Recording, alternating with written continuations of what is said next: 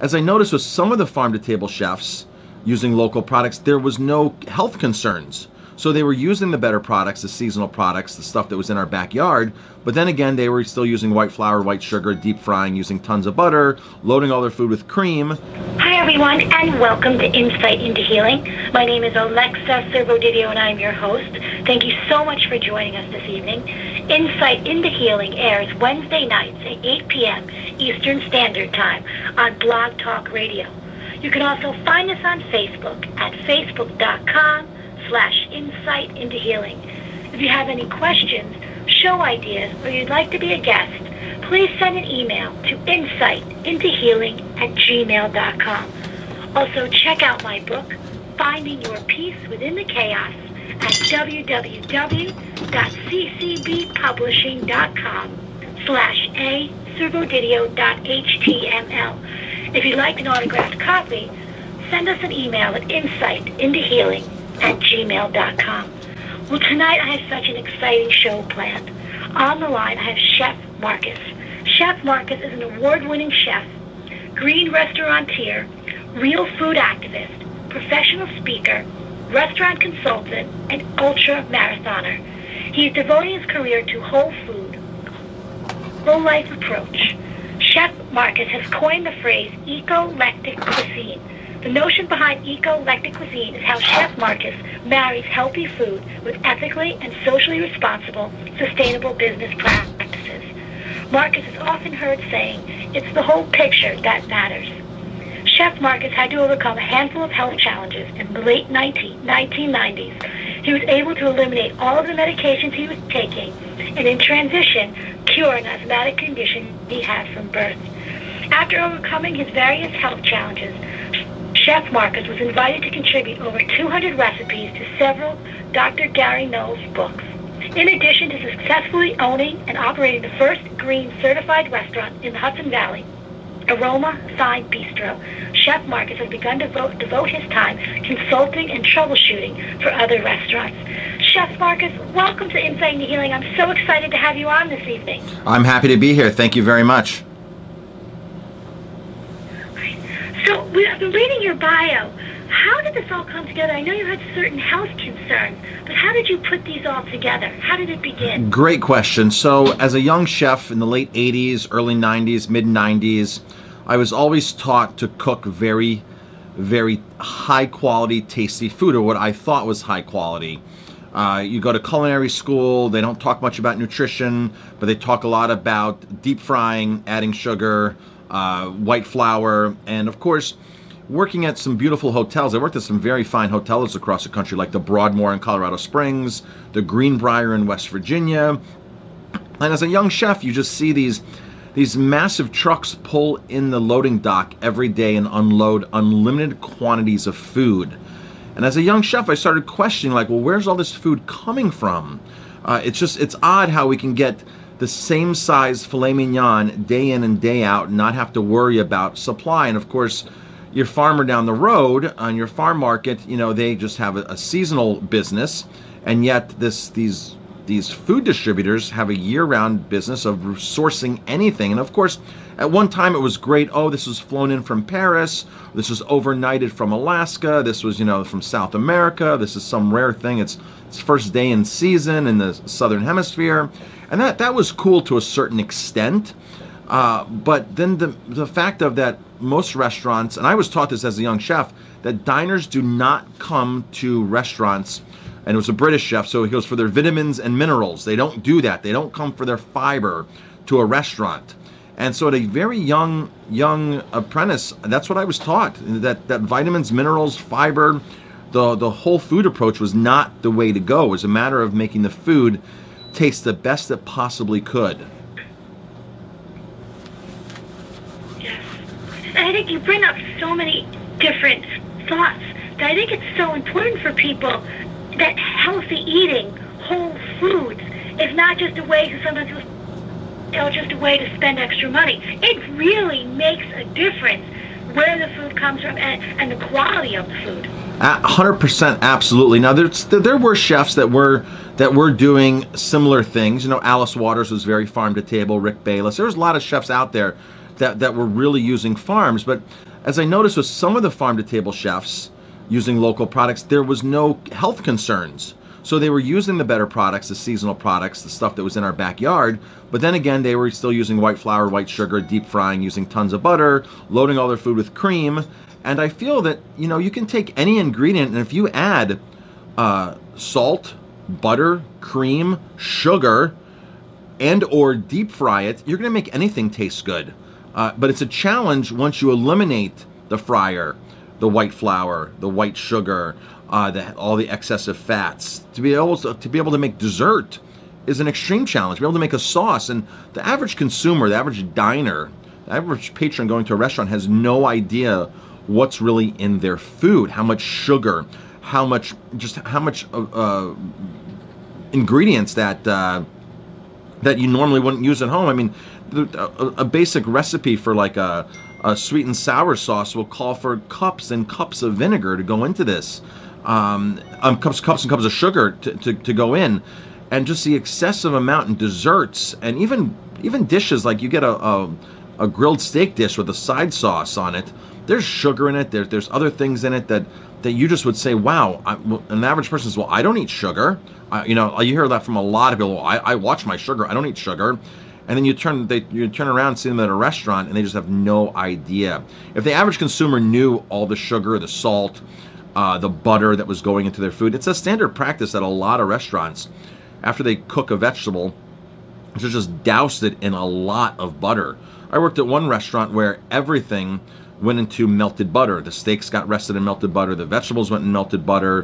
Whatever it was, whether it was spaghetti squash or broccoli, it went in butter. Whether it was a steak, a filet mignon, a chicken breast, a whole roasted chicken, it got doused with massive amounts of butter. And the average consumer is saying, well, gee, I don't really eat that much butter.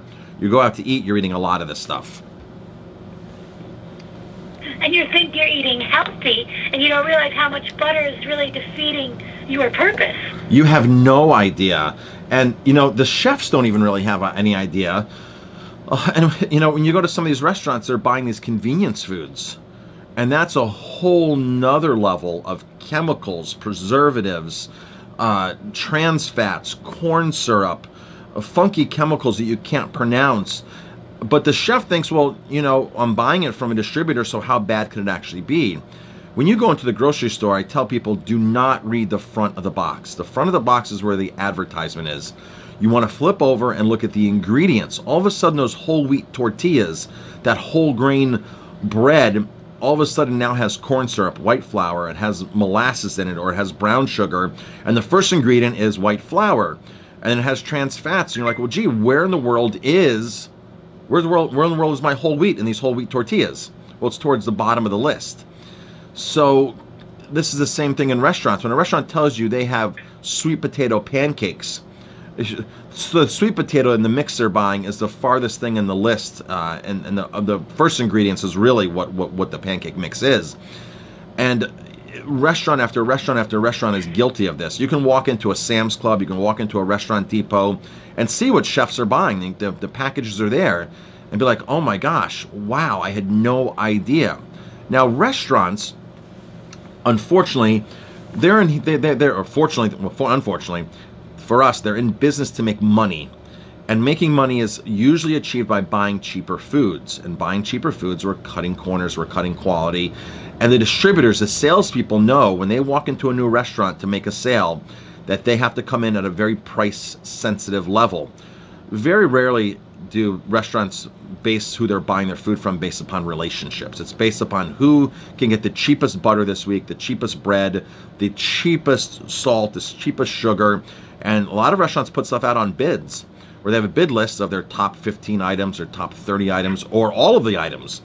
So a restaurant or distributor saying, well, gee, I know this restaurant's price sensitive. I have to buy the cheapest possible tomatoes this week. And where do I buy the cheapest possible tomatoes? Well, I'm going to import them from either Mexico, or I'm going to buy cheap Florida tomatoes, as opposed to somebody that says, well, gee, we have these beautiful local in-season tomatoes that are in our backyard, but they cost twice the price, or even if they're 10 or 20% more. Restaurants have a hard time swallowing that percentage difference. And the problem is, most restaurants are afraid. They're just very afraid that they can't support spending more for their money. They're also afraid that, well, they're not afraid, but they're really, they don't know how to tell the proper story. Years ago, I learned cooking is storytelling. Selling food is storytelling. People want to know something significant about their dish, about their food, about the restaurant, about the chef. So for me, I have lots of different story angles. From the banana Foster, it has a very sentimental meaning to myself and my wife because we got engaged to banana Foster, and we convey that to guests when we sell that dish to them or when we talk about it. The meats on our menu, the fish, whatever it is, the salt, the sugar, it's all about where the food comes from and the transparency. For me, it's all about transparency. A guest walks into my restaurant and say, Marcus, I'm avoiding this chemical, I'm avoiding this gluten, I'm avoiding this. I have no problem saying, here's my burger bun package. Here's the actual burger buns we buy. Here are the 8 ingredients in the burger bun or the 3 ingredients. Here's the papadums. Here's whatever it is that we're buying. Here's the label. Here's the package. Here's what I buy, and I'm proud of what I buy. And most restaurants aren't like that. Several years ago, there was a guy looking for cans. And he was doing an art project, or I'm not sure what exactly his ultimate goal was. So I said, sure, just go through my dumpster and pick out whatever you need. And he goes, you really want me to go through your dumpster? And I said, yeah, that's no problem. Just go through it. He goes, I've never met a restaurateur, a restaurant owner, a chef that said, just go through my dumpster. I'm like, usually that's like off limits because restaurants don't want you to see what they're buying. And I said, no, you can see what I'm buying. I'm proud of what I buy. And he was like, wow, that really makes a big difference. Just a month ago, a guest came in and goes, Marcus, where's that great asparagus dish you have? I'm so upset it's not on the menu. And I said, well, no, asparagus is something we serve in season. I said I could serve it year round, but I'd be buying it from Peru, from South America, from Mexico. I go, I could buy it, of course, but I'm not sure where it's coming from. I said, so we like to reserve the right to serve asparagus when it's in season and local. And he looked at me, he goes, Marcus, I respect you for that. And I'll be back in the spring for the asparagus dish. And a lot of chefs are afraid to say that. Yes, and I think it makes such a big difference why you stand apart from so many, too, is your passion and how you know where you're buying your food, your ingredients, but also you take in mind people's medications in different ways, because I find so many times in my practice, people are on psychiatric medication, they're on these different types of medications, which are known to put pounds on, and usually they feel that this is just, an endless uphill battle, and they don't know how to eat healthy because this is still going to put weight on them from the medication. But it sounds like your type of food, your restaurant, is a place where they can really at least feel proactive in helping their weight, helping their health by what they eat and knowing what to eat. I try to educate people, and people ask me all the time, they ask me tons of nutrition questions because they know I've been studying nutrition for 20 years now. Reversing my own medical conditions was, people say, oh my gosh, how did you do that? It wasn't that difficult. It was a matter of having an open mind at first. It was a matter of not eating what I was cooking for my guests, which was a real big factor. When you meet a chef who doesn't eat the food that the restaurant's serving, they bring their own lunch or dinner in, there's a problem, there's a disconnect. And that was the point I was at. And of course, at that point, the only thing to do was to open my own restaurant. I was at a country club in Westchester County, and I got accused from the general manager of turning the place into a spa cuisine. But there were people buying the spa cuisine, and people were feeling great about it. But it was the men who wanted their steak, and the women who were on their diets, and some other people that were health conscious were appreciative. But the manager was like, "You're turning this place into a spa," and I knew at that point that the place was just not for me. And of course, I don't cook quote-unquote spa cuisine. I don't cook, it's not like a Healthy Habits lunch cafe where we're serving an avocado with sprouts on a pita bread. We're serving gourmet food. We're serving wild salmon. We're serving grass-fed beef. We're serving a lot of vegetarian, a lot of vegan food, plant-based food, as you want to call it now. So my menu varies drastically across the board, from pizzas, burgers, to plant-based foods, to desserts that are all actually none of my desserts have white sugar, white flour. None of them have butter or cream. We serve ice cream from Ronnybrook, which is the local dairy. But other than that, all my desserts are gluten-free and dairy-free and egg-free, and there's no white sugar in them. So by all means, we're not some kind of spa cuisine. We're serving gourmet food with real ingredients. So we use a lot of maple syrup. Sometimes we use agave nectar. I love palm sugar. Coconut, evaporated coconut blossom sap is my favorite sweetener. It has great flavor, has a great nutritional profile. So even down to our sweeteners, down to our salt. I've done a lot of research on salt, and salt is very confusing for the average consumer and the average chef. They see the word sea salt on a package, and they were like, oh, this is great, sea salt's great. But when you think about it, all salt came from the sea.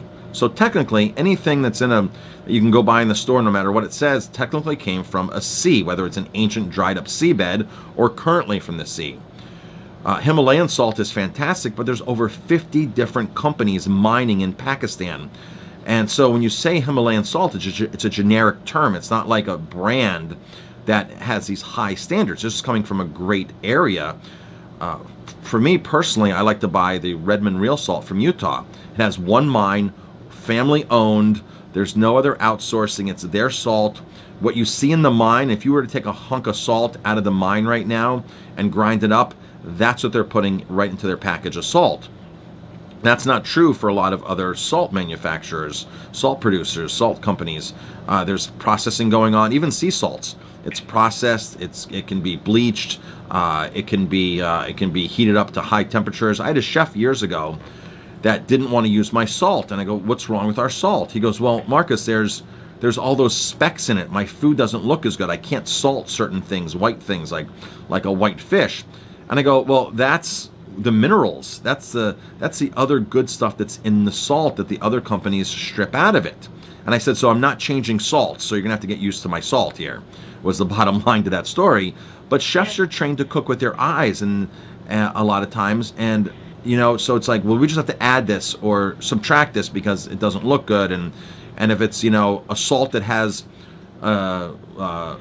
mineral flakes in it or something else, we shouldn't be using this. And it's a shame because there's a total disconnect when you go to restaurants for nourishing your body and nourishing the environment. It's always about just packing on flavor after flavor after flavor. But the flavors, they know, the manufacturers, the big companies, that a combination of salt, sugar, and fat is highly addictive. And that just rolls right into the restaurant kitchens. Mm-hmm. Salt, fat, sugar. Any of those combinations by themselves or together, highly addictive. What would you recommend? Because I know a lot of my listeners, if you're on a budget, if you're on medication that you technically are going to be on either for life or a long period of time, what is something they can do every day, a small step, or steps they can do during the day just to eat healthier, to help them feel better when they're on medication or they're trying to get over an illness? And even for people who are healthy, who just want to have a change so they're in the right direction to healthy eating and healthy living. So there's several things that one can do to start living a healthier life. First of all, slow down and eat. No matter what you're eating, slow down, savor it, chew it slowly, chew very, very good. Let your natural saliva and enzymes in your mouth actually start breaking down the food as opposed to swallowing your food in whole big chunks and eating on the run. That's first. Second would be to eat less types of food during a meal. So do more mono eating. It's easier to digest. So for example, if you're going to have rice with your meal, don't eat chicken, don't eat fish, eat rice and vegetables. Eat foods that are easier to digest. More mono meals. I love mono meals. I can literally sit down and eat a couple packages of strawberries or a whole pineapple.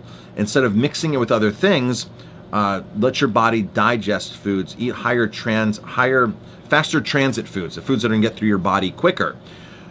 A good tip also is, if you're going to eat fattier foods, eat them after you've eaten something else. So don't eat French fries and then all of a sudden say, "Gee, I want to eat some fruit now," because French fries are extremely fattening, and that's going to slow any kind of fat is going to slow your digestion down, and it's going to back up all the food in your stomach and in your digestive system. So eat the foods that are going to go down quicker first, the low-fat foods, and then if you're going to partake in something else, make sure it's spaced out. Food combining and food timing is super, super important. One thing is not to go to bed with a full stomach. So many people are just used to eating late. Get in the habit of, if you eat at 7 o'clock, start eating at 6:30. Then once you're fine with that, start eating it at 6 o'clock. Then try to work your way down where your last like meal is 5, 5:30, even 4:30. Or if you're going to be forced to have something at night, make a smoothie. Make a fruit-based, make a green smoothie, make some fresh juice. Things are going to digest in your body easily. When I go out to a restaurant now, I try to eat, if I'm going out and it's later, I try to eat just a bowl of soup. It's already pureed, hopefully. And it's more of a liquid or a broth, and that's something very easy to digest or go to bed with that. Now, keep in mind, I'm just like a lot of other people. I go through cycles where I don't eat right, the weight comes on, I don't exercise properly, my mind isn't in the right place, my discipline isn't there, and I experience that roller coaster just like a lot of other people out there. And I'm in an industry where I have access to as much food as I want, and I can stress eat, and it's a stressful industry. I can eat at the wrong time, I can eat the wrong combinations, and all of a sudden within a couple months I'm like a totally different person, and I'm just like, gee, where did this 25 pounds come on? And that just recently happened to me last year. I had lost a lot of staff here. Staff that had been with me 4 or 5 years, and to train new staff is a challenge, especially all at one time. And I was working 12 to 16 hours a day, even up to 20 hours a day some days. And at that point, I should have been much more conscious, but I wasn't. And then all of a sudden, you have a glass of wine or a beer after your shift because you think you deserve it, right? Oh, I had a stressful shift. I deserve a beer. I deserve a wine. I deserve a Manhattan. Well, you know, at 11 o'clock at night, that leads to 2 glasses of wine or 3 glasses of wine. And all of a sudden, it's like you have to drag yourself home. You have to drag yourself out of bed in the morning, and you didn't eat right, and you're back to the stressful mode. And I was at a point where I literally put on 30 pounds last year. So beginning of this year, I was like, okay, I need to be a new person. I know what to do. And literally within 2 weeks, 15 pounds were gone just like that. And the other 10 pounds have come off. And of course, I still want to lose more weight, but it's just so easy. I'm just like a lot of other people. I get on that roller coaster, and it happens so quickly to us. And I don't try to take medication. I don't take medication. I think your story, which is so incredible, because I go through the same thing too. And I think people need to know there's nothing wrong with them. That's a human thing. You seem to sometimes, you know, some days you're really great, or some months you're doing really well, and then you kind of fall off a little bit and indulge and enjoy yourself. And as you said earlier, sugar and all those fattening foods are addictive. So you might go somewhere for a friend's birthday and say, you know, I'm going to have that big piece of cake, or that big, you know, macaroni and cheese or French fries or something like that, which doesn't fill you. It makes you even hungrier and crave more food of that type.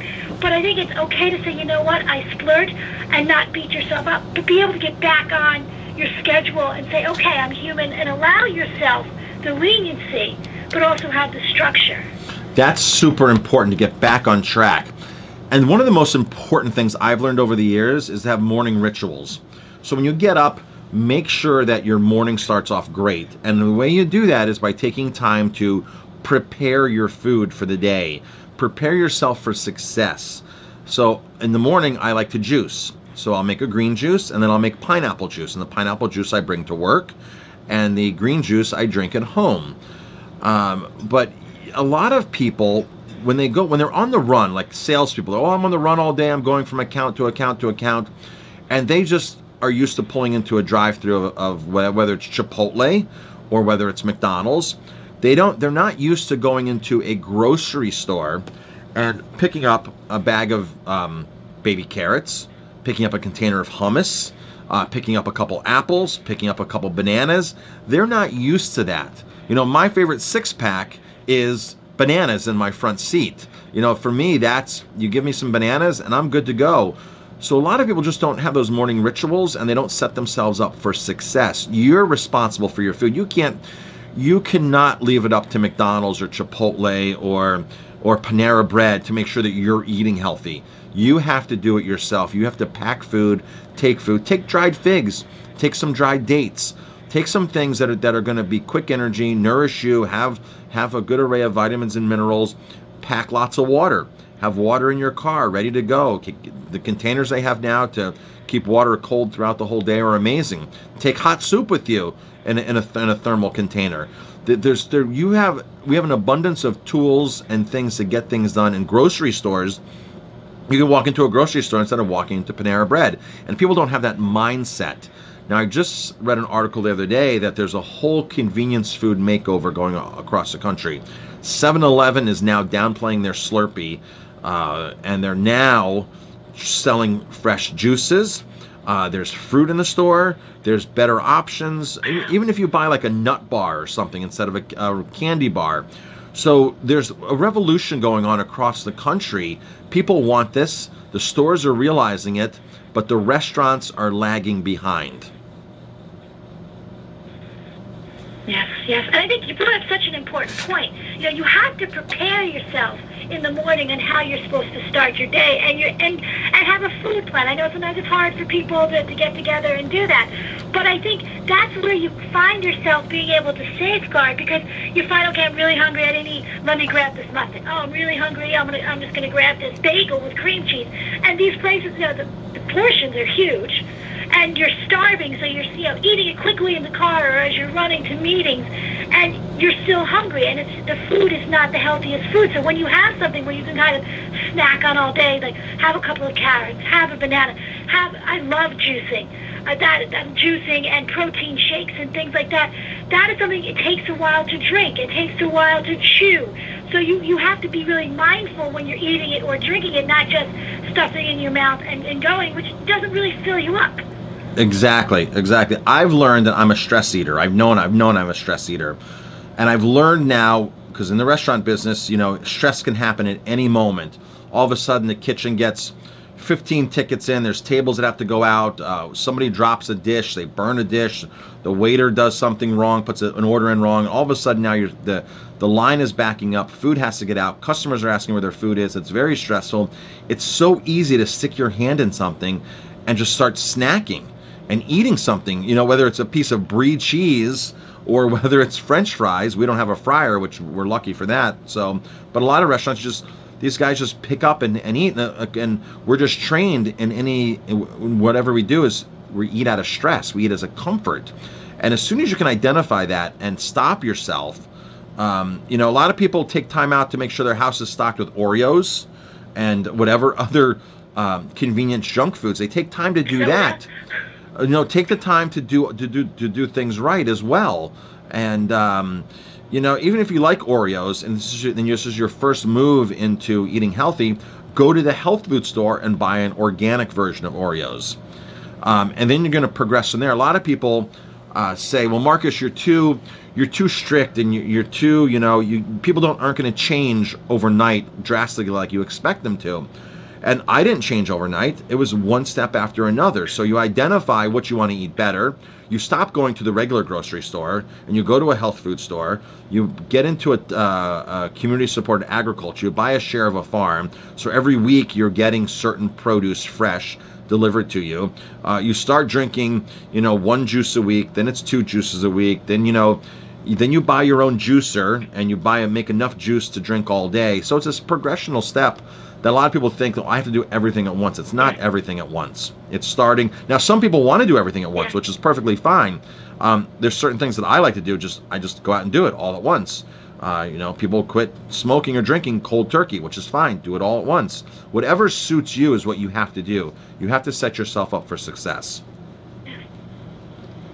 Chef Marcus, we're at the end of the show, and I just briefly, if you could just give us a website for my listeners to look you up, maybe find some recipes. Sure. Where did they find you? So if you go to chefonamission.com, chefonamission.com is my main website where you can find out everything I do, all my YouTube videos, and there's a link there for My Green Restaurant. Click that link. That'll take you to my restaurant, Aroma Thyme Bistro, thyme like the herb. And there's, I don't know, 30, 40 recipes there. My YouTube channel is loaded with lots of healthy tips on food. I'm currently interviewing a lot of marine biologists and scientists right now on farmed salmon, on the detriments of farmed salmon. So that's a focus of my channel lately. But of course, you'll find all kinds of great tips on my channel, from being a better runner to making your own juice to properly washing your food.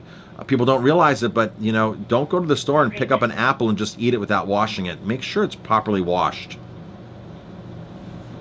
Great. Well, thank you so much for being on tonight. It was such a pleasure.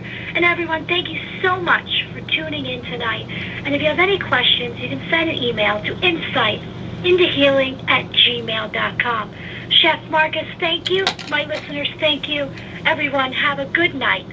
And God bless. My pleasure.